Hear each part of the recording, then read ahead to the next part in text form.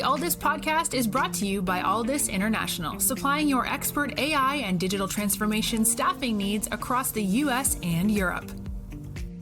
Today, you are listening to our AI in Action series, where leading minds in AI from across the world share their story, success, and advice.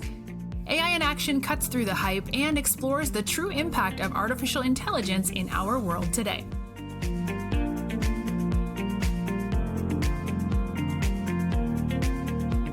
Karl, thanks very much for joining us. Yeah, no problem. Great to be here. Thanks. So how did you get into the world of cyber?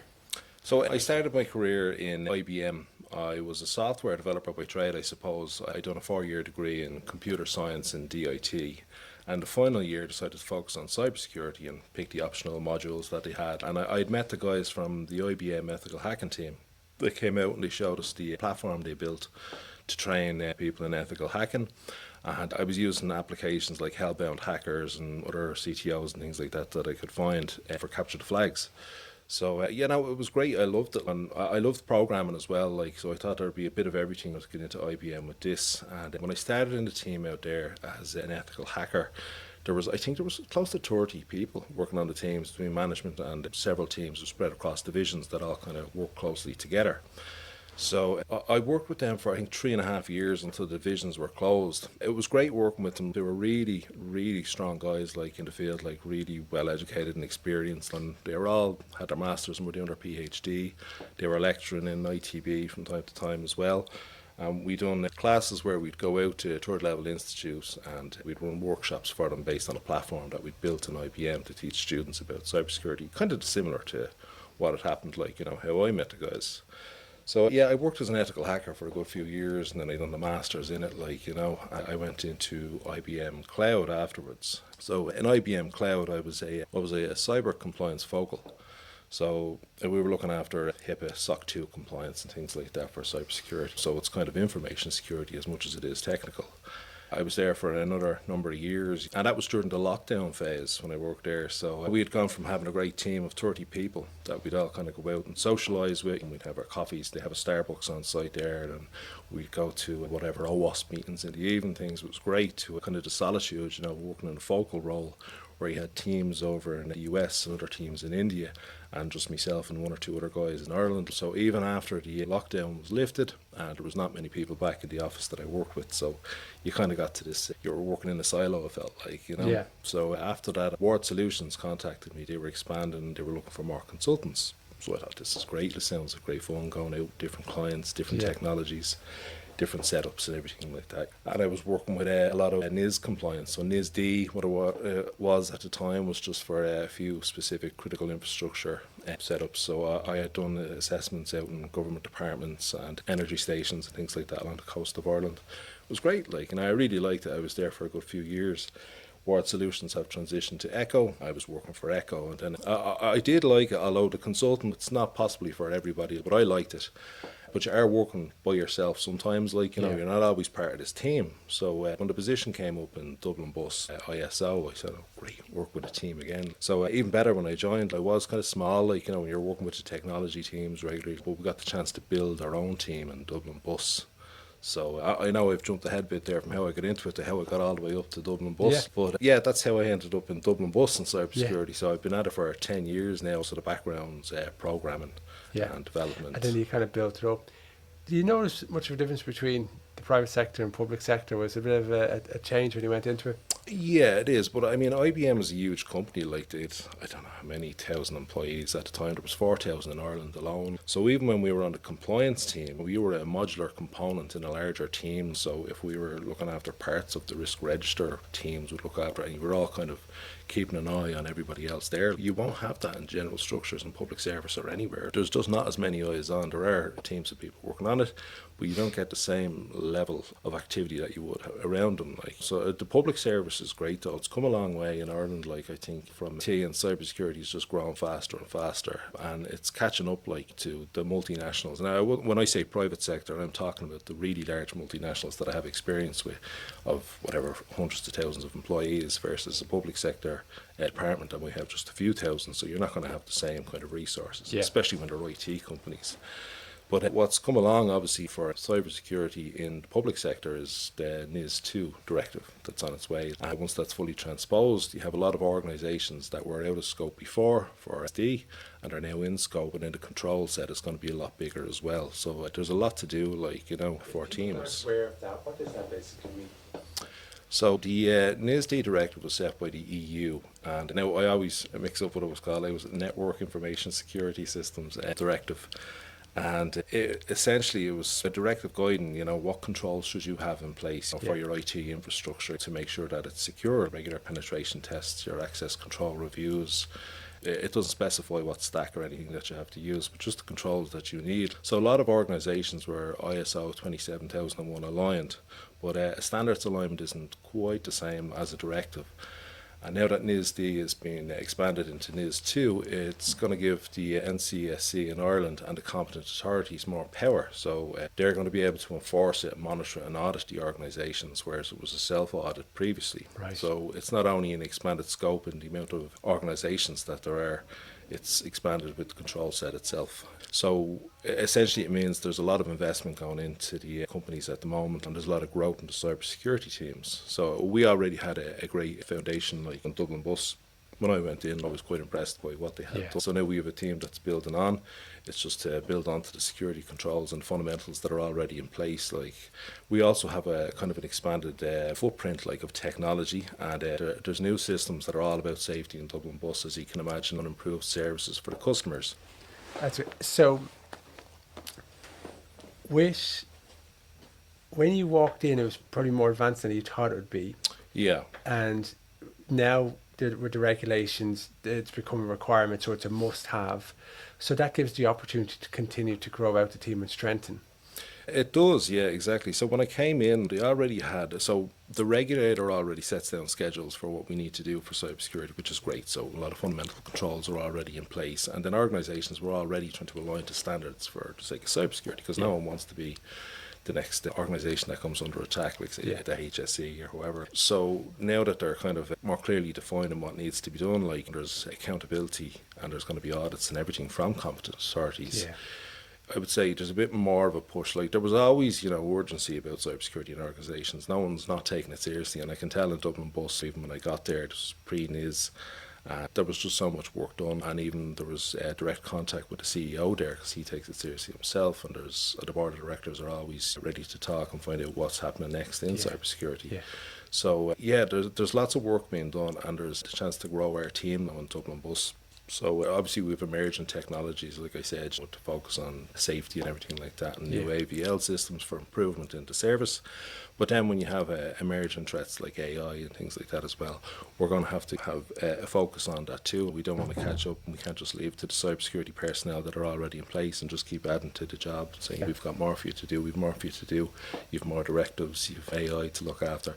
So the team is continuing to grow to face those threats. Yeah. And when you look at your kind of role, would you see it as kind of one or two or maybe three buckets of the thing that you're trying to do? Is that kind of like employee engagement, upskilling, kind of basics and training to make sure, and then you're kind of keeping the lights on, and then you've kind of got the more future kind of roles and threats that are coming down?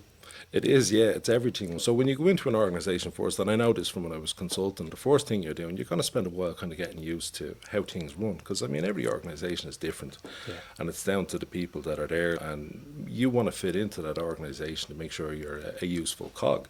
So you can spend whatever X amount of months or a year or something like that getting used to it and finding out where the gaps are. Now, because I've done it so many times, I think consulting, you can kind of go in with an assumption what needs to be done, and then having done a lot of NIS-D kind of consulting roles, I knew kind of what's coming down the line with NIS-2.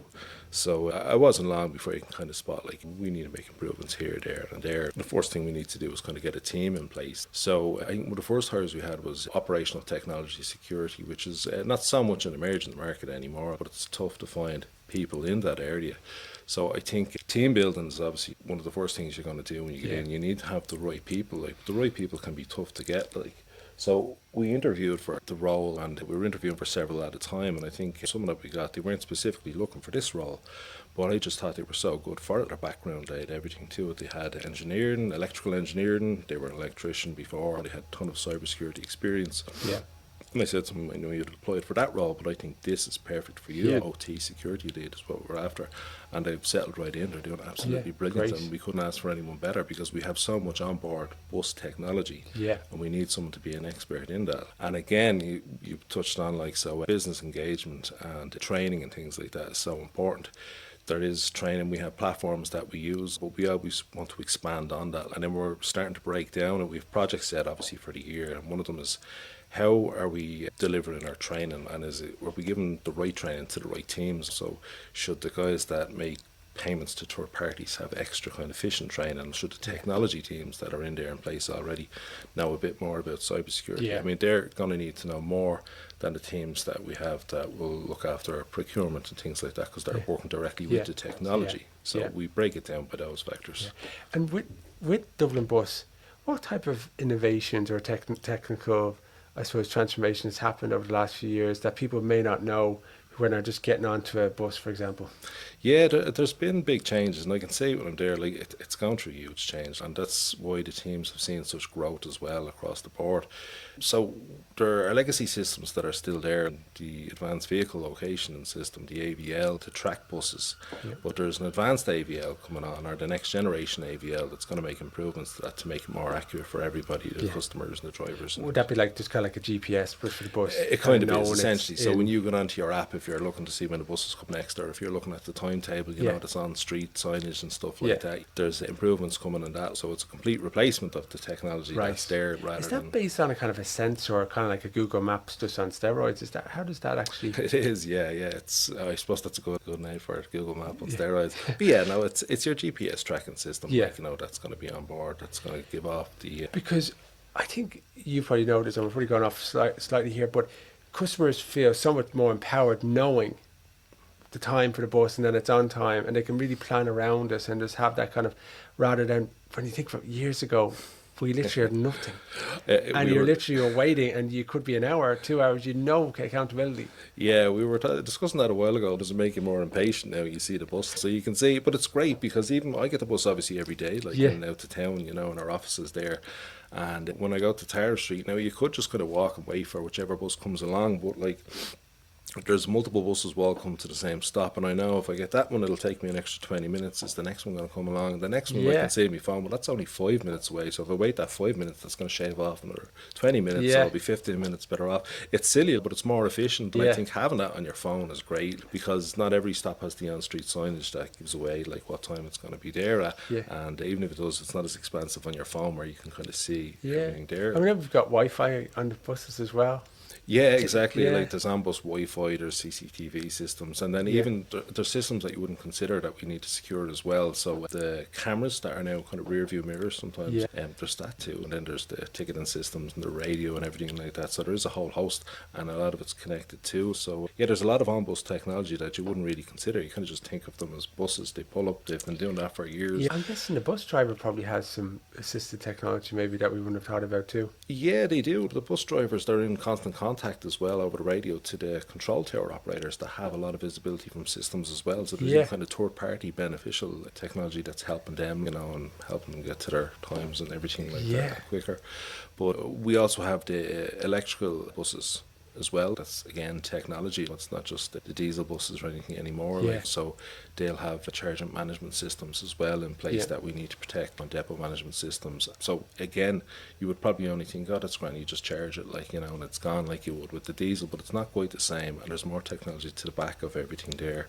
It's again, which is why we said we really need to get someone that's operational technology security specialist in place.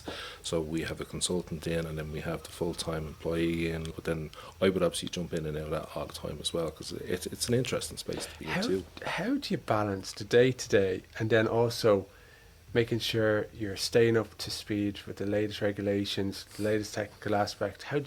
What's your learning strategy? It was tough at first, and as I went in there, it was myself, and there's great support as well from, we have a group IT service that manages a lot of the infrastructure and the security as well for us. So we have that, but really, you need the right team in place, and I'm all about that, and that's what I love, team building, and I love being able to pick the people, because you know who's good, who you're going to get on with, and who's going to do a good job and what they'll take to. So sometimes you can kind of see it from chatting to people, like they think, oh yeah, I've done this or I've done this, but you can tell what they've more of an interest in, and that's what I'd push them towards. Because like we've one guy, he's fantastic at business engagement and stuff like that. People love him in there, but I think he thought he was going to be more technical focused and doing kind of instant response like he had previously. And I said, no, business engagement, you're brilliant at it. The teams take them, so getting that kind of buy-in from teams and from stakeholders as well when we're making whatever changes is super important. So everyone plays their part. And then we have obviously a lot of access management to do. We're after getting someone fantastic in that's got a ton of experience from the financial sector, which would have had a lot more regulations. So getting all these people in place for the right things, it just makes my job a whole lot easier, because I don't need to have my eyes on everything every day all the time, whereas if you're there by yourself, that is what you need. So being able to rely on them and give them the work they can trust that they can do it is great. So I think it's all about the team building. So the world of cyber feels like it's been totally, I suppose, further enhanced, and also more challenges because of AI. You've got Moltbot that was previously called CloudBot, that's now called OpenCloud, which is this AI that can go onto your device. You can manage it with your WhatsApp, and it's literally adding so many different kind of vulnerabilities and security. You've got these AI agents that are actually taking control of your computer, doing tasks for you. People with shadow AI, building on shadow IT. It's a challenge. So that business engagement is obviously very important. Yeah.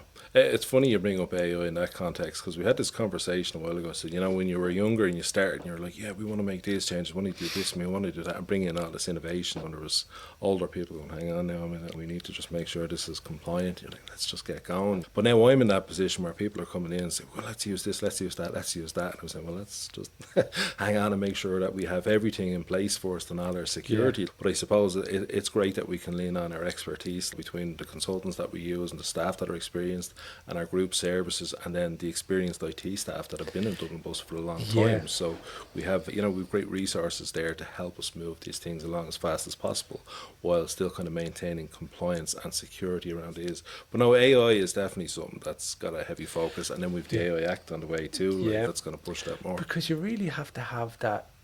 It's not a no, Yeah. but it's a yes, but, because you do want to meet people where they're at, because otherwise they go underground. Yeah, of course. I mean, cybersecurity, the task isn't to stop people from using things. If you want to make it really secure, just unplug everything and have no systems and go back to pen and paper, I suppose. It's to facilitate these systems as they come on board, to make sure that they can use them, but that they are being used securely, and that the back-end configurations and everything that we have are secured, and that things are tested regularly, and that we don't have open vulnerabilities sitting there where someone can eventually just kind of find a nice little vector into your system. So, definitely think there are two ways of looking at it. You could say there's some people will say, no, stop, let's block everything there. And then others will say, no, we have a risk here that we know it's a risk. We'll try to fix this before we deploy any new systems, or we get the best expertise we can in to help us with it. With the role of the CISO, I think the average CISO is probably lasting 1, 2, maybe 3 years. And it's probably not surprising because of all the regulations to get up to speed with, all the technical knowledge that you also need to know, moving at 1,000,000 miles an hour. Where do you see it kind of maturing, the organisation kind of maturing as risk becomes more and more important within the company? Well, I mean, we're at a growth stage now. We're looking to hire more people. We are expanding in the team. There's loads more to do. Like I said, the OT security now having a kind of specific individual to look after. Before it was just kind of umbrella of security. And AI is going to be the same, and God knows what comes after that. Next be a cloud before that as well. So, I know what you're saying as well. It is kind of a short lifespan sometimes for CISOs. They like to move on or move or wherever. I love it though. And maybe I'm one of the few. But like, I worked in management for a long time in Duns, so I was kind of a manager first, and then an engineer afterwards. And interesting trajectory you did. Yeah, I don't know how I ended up in that. When I finished school, I was in Duns and I worked as a manager, and I was a goods image manager, then department, then assistant and store manager, and I went up through it. Tough job. You're always on your feet.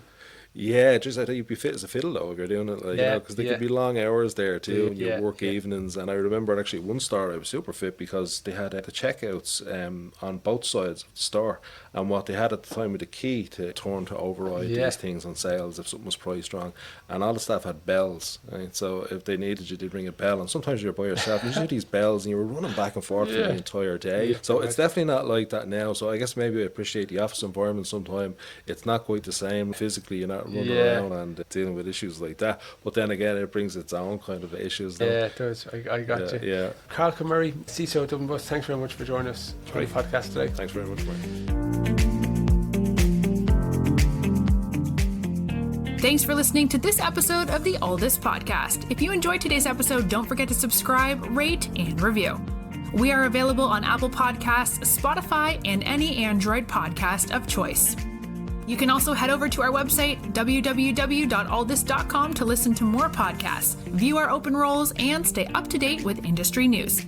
Thanks for listening, and stay tuned for more great episodes coming very soon.